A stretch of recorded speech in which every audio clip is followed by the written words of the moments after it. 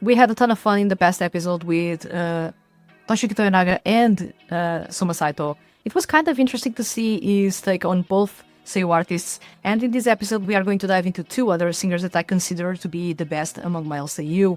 We are going to talk about Makoto Furukawa and Yuma Uchida, and this is going to be crazy because you are not ready for his reactions.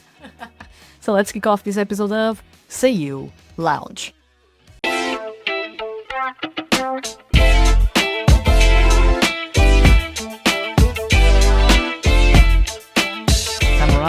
We're going to talk about Makoto Furukawa's Dokishito Sadness. This is the third time that I say this, and hopefully Kotaro doesn't leave the call this time around. But yeah, you have a jazz song. It is a pure jazz song for you to listen to. I would suggest for us to dive into it as right now, let's say, because I've already talked a bit about it, and you already know a bit about it, at least. I finished. It's that. Yeah. What did you think about Dokishito Sadness? First off, did you see the kanji that it is in there? Because he uses sadness as a trump card, which I saw. Which I wasn't. Yeah, I was not expecting that, and no one knew how to read the title because of that. You're right. How can we know that it's sadness? Yeah, it is really crazy. For example, the song. He has a song called Mosaic to Fairy Tale. And the mosaic word uses two kanji, which no one in Japan knew how to read, basically. So, okay. So he's that type of singer, he's that type of writer, let's say. He's really, really complex in that stuff. So, what did you think about the song? What did you think about the lyrics or even the voice? Because this one has a completely different voice. Makoto Furukawa has a deeper voice. It's much richer in that sound, in that sense. I don't know. It's a bit difficult. For the lyrics, it's really complex. I couldn't. There were many words that I'm not familiar with, and it was a bit difficult. I think I would say this song was the most difficult one to, like, I don't know, kind of like get into it. I think voice. It's his voice is really nice, but the way he sings, and also might be the voice as well. It's, I don't know. I felt that it's more unique than the first two I listened, and therefore I had difficulty. Probably I was not really listening that easily.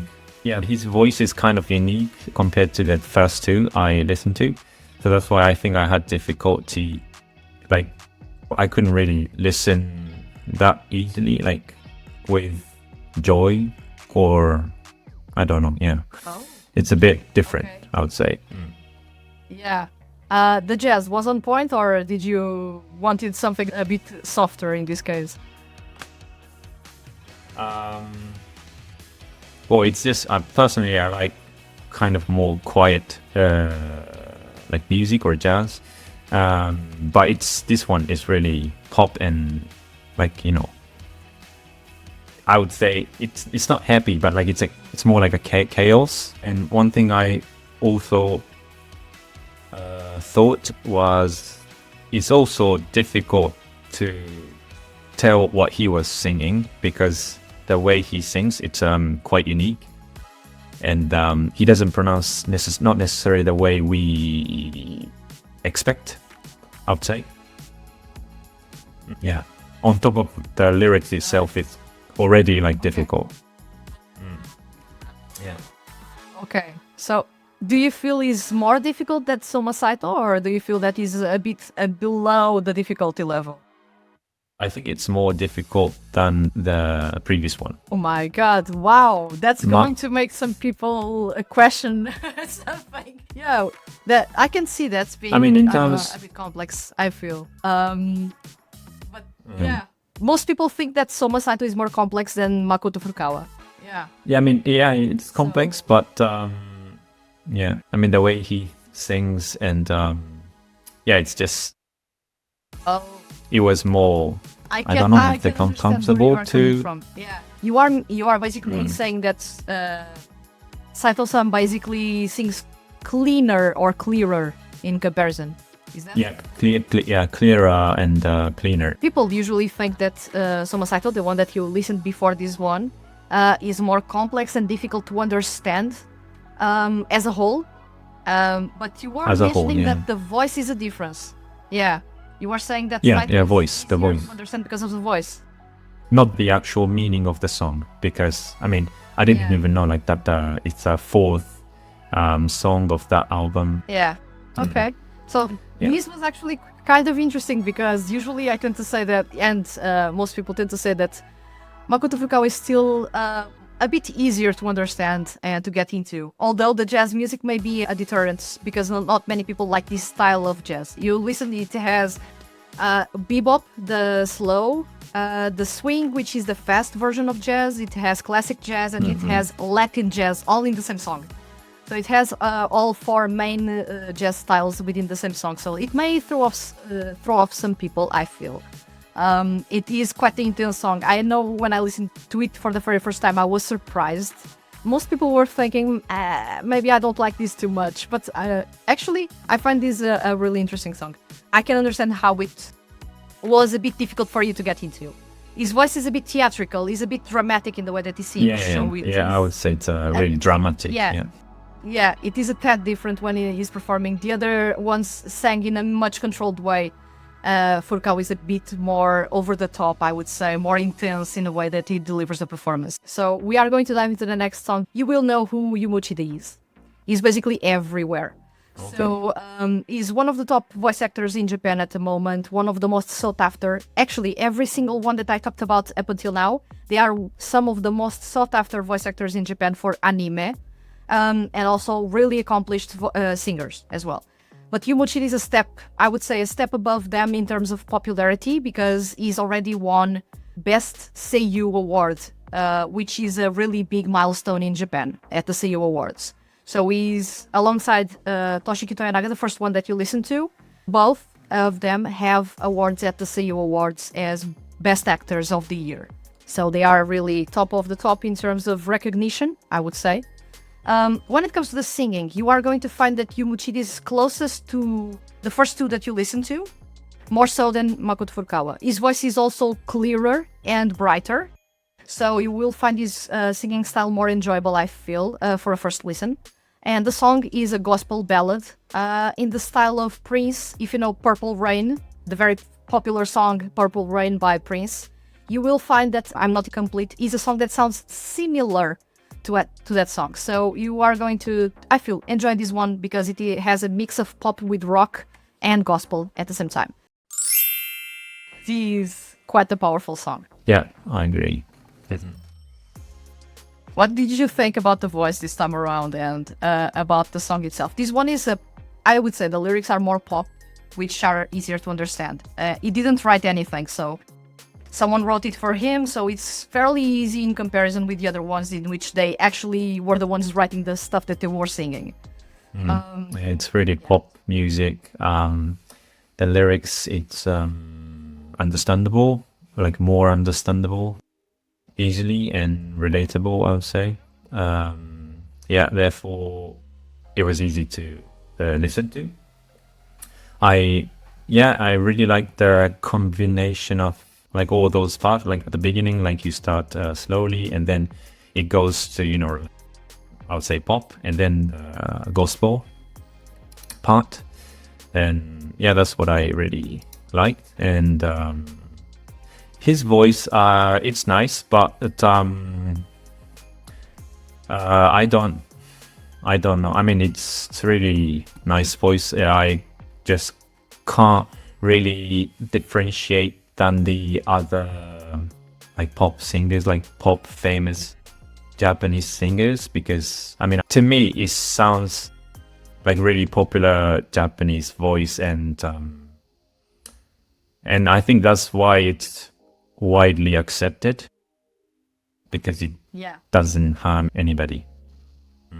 That's what I felt and thought. You actually nailed really well the point here, because out of all the Seiyuu that I've shown to you so far, this is the most popular one when it comes as a solo artist. You are going to see more popular ones in the next episode, I feel, because you are going to find Mamoru Miyano, who everyone knows. But in this case, Yuma Uchida has a really interesting sound that makes it easier for people to get into, because it is really close to what J-pop is at the core. So out of everyone that I showed you so far, he has the most approachable, easy listening sound, let's say, but not to disregard the technique that he has. Those high notes, by the end of the song, were crazy.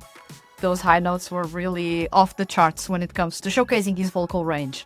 Not to say that the other singers that you listened to prior didn't have that range, because both the first and the second one, Toshiki Toyonaga and Soma Saito, they have a even higher range. They have a similar voice to a woman's when they go high. So you didn't get to listen to them in their normal, let's say, state. But in this case, you got to listen to Yuma Uchida going for those high notes in this ballad. I don't know if you have anything else to add, but because this is quite the iconic song, this was a song that actually showed that not only is a really good singer, but he is extremely technical. At the same time, he has some of the most, I would say, some of the best English pronunciation among male Seiyuu. And I will say these. Yeah, it's kind of hard for most Seiyuu to pronounce English correctly. The only ones that can do that are Shusuke Takeuchi, who you are not going to listen in any songs here. Soma Saito and Yuma Uchida, and there is Daiki Hamano, who lived in Australia, so he knows how to speak as well, really well. But beyond that, there are some Seiyuu that speak English but don't speak too well, and some that don't speak English but have a really nice English pronunciation, believe it or not. So in this case, Yuma Uchida has a solid mix here, because his pronunciation may not be fully accurate at times, but you can understand most of the English, if not all English, that he actually sang in that song. My first impression is, like, I always think, like, when the J-pop adds English, and because I'm not sure if he really wanted to sing in English, but it's a better producer, or I don't know, director, or better adding the English lyrics. And then, when I hear this, first thing I think it's like they didn't really have to. I mean, I understand they want to, but it's just big. I don't know. Like, well, since I'm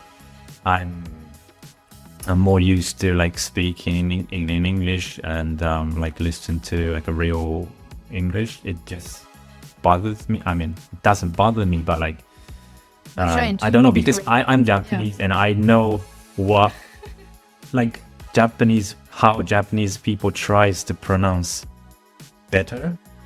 Yeah. I can, because I can understand that, and I kind of didn't like when I was in that like a phase of learning. Now I think like my pronunciation got much better, but before I was probably pronouncing like, I don't know, I was really trying, and then maybe it just sounded like a Japanese trying hard to pronounce, but not quite. In terms of understanding, like it's really understandable, and I feel that's probably why we cannot be really good at speaking Japanese, because we think even this pronunciation, like, it's really good, but I don't know, people like me or people who judges, and we're quite, I don't know, like, closed. I'm not complete. That song is really powerful, gospel style, which is rare. I had never listened to gospel style of music from Seiyuu, and not even in Japan beyond the gospelers. The gospelers are really known, so we have that. And they are pretty old, I feel. So yeah. But beyond that, a cappella music, gospel music is not really a thing. And in this case, we had that with Yuma Uchida. He's one of the most technical singers among male Seiyuu. You got to have glimpses of what he can do on the vocal end when he goes to the high notes. He also can sing rock music, so if you are curious about his music, I would say check his CDs out, because he has rock music, and his rock music is really good. And in a recent CD, he had a song called Idea, and the song is Idea. jazz, which is Idea, Okay. which is jazz. The song is really, really good. I can share it with you, Yuma Uchida. The song is really, really good. And I fully recommend you to check it because, wow, what a song. It is kind of short, so it is a quick listen, but so much fun. You have that in the chat. So if you are into a singer that can do it all, basically, and has a really clear voice, I feel that you will agree with me on this. This voice is really clear. Yeah. Yeah, on the same level as the first two, not so much at the same level as Makoto Furukawa, who has a murkier, deeper, more complex style and voice as a whole. So yeah. Yeah, I quite enjoyed this song. And yeah, nothing to add. Yeah. Out of the songs that you listen to 4 songs. Yeah. Which one would you say, I want to listen to it again, for example? Second one, I would say. Uzumibi. Okay. First one, I liked. I mean, I'm more interested in the singer, Seiyuu Toyonaga-san. Yeah, I didn't quite. I don't know, like if I really, really like the song, but like I really like his voice, and I wanted to discover more work from him. Otherwise, I like the song number 2, the least favorite. I mean, the most difficult one for me was the number 3, and then the 4. Like I don't think anybody hates it. Yeah, it's really easy to listen to. Yeah. So for everyone that didn't know that we have a ranking here, in at least in the songs that we are recording, what Kotaro was referring to is that the song that he wants to listen to again is Uzumibi by Suma Saito. The singer with the most interesting voice is Toshiki Toyonaga because of the song Yume no Ato. You are going to have so much fun, Kotaro, if you check his music, especially that album. I really want to know, after you listen to that album, what you thought, because that's a crazy album. Every song is a different music genre. Then the song that was most complex to understand, mostly because Makoto Furukawa has a completely different style of singing, more theatrical, more dramatic, is Dokeshito Sadness. And the song that we may agree that everything is pretty much okay in there. The song is quite accessible to everyone. And the voice is really good, is I'm Not Complete by Yuma Uchida, which was our 4th song in the ranking here. It's not necessarily a ranking, it's just a way for us to organize ourselves when we are recording. But yeah, this was kind of fun to actually get your reaction, which is actually interesting because you were following the lyrics and you were so quiet for all No, the I was reading. concentrating. You were concentrating on the lyrics and on everything else. But I saw you get excited about the jazz music. So, yeah, you were still getting excited there. So, yeah. I feel that people are going to enjoy this episode. If you are not going to enjoy this episode, well, I'm going to break it to you. The next episodes are going to be the same. So, you may want to avoid those if you didn't enjoy these. But this was a really good introduction for Kotaro to get into Seiyuu music and to actually find new music by Japanese artists, Seiyuu artists in this case, that have a ton of talent, don't have as much exposure as they should. As we talked in a previous episode, that Seiyuu music is not really that known, even in Japan. It is really a niche for us otaku fans or Seiyuu fans, or let's say. So this was kind of fun to have Kotaro actually discovering these songs for the very first time. There's plenty more to come. I have hip-hop songs to show, I have pop artists, top pop artists to show, and I have acoustic rock to show as well to Kotaro. So the next episodes are going to be quite fun and quite interesting, I feel. And if the internet gods actually help us, we are going to get a really neat recording instead of a really fragmented one like the one that we have right now. So we have this recorded across 2 different rooms. This is going to be hell to edit, but still, it was a ton of fun. And thank you so much for coming to this recording, Kotaro. And Thank you. So in this episode, we actually had Kotaro as the victim to get into male Seiyuu music. I hope you guys enjoyed. I saw Kotaro was enjoying himself. So in this case, we talked about 4 songs. So which are the songs that you actually enjoyed the most? Which songs actually would you recommend Kotaro checking by these artists? So we talked about Toshiki Toyonaga, Soma Saito, Yuma Uchida, and Makoto Furukawa, which are some of the best singers among male Seiyuu. They are my 4 favorite singers among male Seiyuu. I feel when it comes to technique, no one comes close. there are some Seiyuu that we are going to talk about in the next episode that are amazing, and they have been there at the top at moments, but I feel that these four are right now in a league of their own, in their respective music genres, at least. So please share in the comments below which were your favorite songs and other songs for Kotaro to check, and maybe other songs for us to review on camera if you want to. And of course, if you enjoyed this episode and don't want to miss the Hand that Feeds HQ's weekly Mile Seiyuu and music-related content, hit the subscribe button. And if you are listening to this episode on a podcast listening platform, please consider following the podcast and leaving a review. Leaving a review is really simple and helps other people find this podcast and fall in love with Mile Seiyuu artists.